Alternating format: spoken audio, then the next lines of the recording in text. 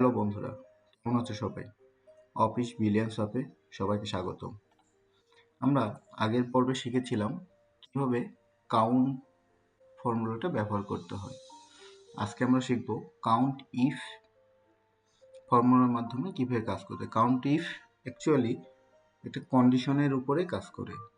যেমন কোনো কিছু আমি কাউন্ট করব, ধরুন বুক আমি কাউন্ট করব, বুক আমি কতবার সেল করেছি সেটার জন্য, বা পেন কতবার সেল করেছি। চলুন দেখা যাক কিভাবে কাজ করে। প্রথমে আমরা দিব কাউন্ট ইফ ফর্মুলা। কোথায় করব? আইটেম এবং কোয়ান্টিটির ভিতরে সিলেক্ট করলাম। ধরুন আমি এখন শার্পনার কতবার আমি সেল করেছি সেটা দেবো। সো আমি এই সেলটাকে সিলেক্ট করে ব্র্যাকেট ক্লোজ করে দিলাম। দেখুন এখানে আমি শার্পনার একবার সেল করেছি। যদি এখানে আমি বুক দিই, বুক 2 বার, পেন দিলাম, পেন 4 বার।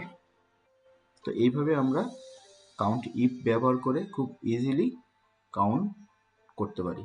Thank you.